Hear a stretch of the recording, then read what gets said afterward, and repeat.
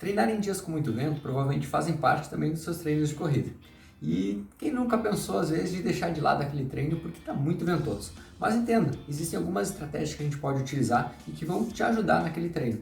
Então fica comigo até o final e vamos lá. O vento, de uma forma geral, quase sempre lhe afasta a temperatura do seu corpo, facilitando dessa forma o resfriamento. A exceção é quando você corre com vento constante na mesma direção e mesma velocidade desse vento. Isso faz com que dificulta a remoção do ar em volta do seu corpo, dessa forma aumentando a sensação térmica e aumentando também então a temperatura do seu corpo.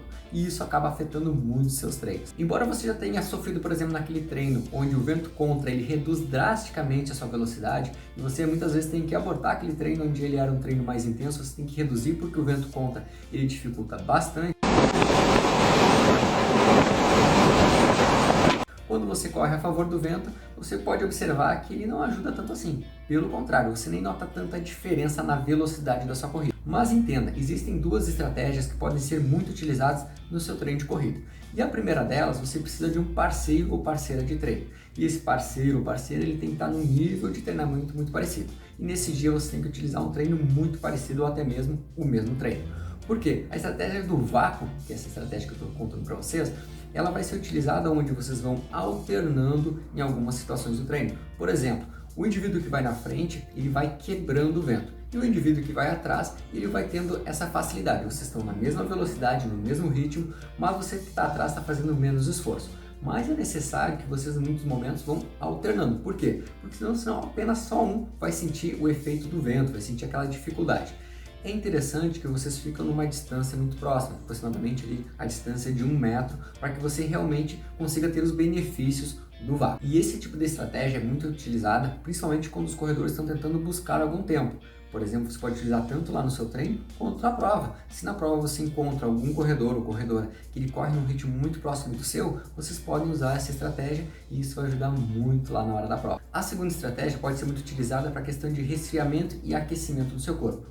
E ela é interessante pela questão em alguns treinos que você faz ida e volta, por exemplo, uma determinada região da sua cidade, numa avenida, numa determinada rua. Em um dia frio, inicie sua corrida correndo no sentido contrário do vento e volte a favor. Por quê? No sentido contrário, você vai ver que vai demorar mais a aumentar a temperatura do seu corpo, vai ser mais frio correr contra o vento.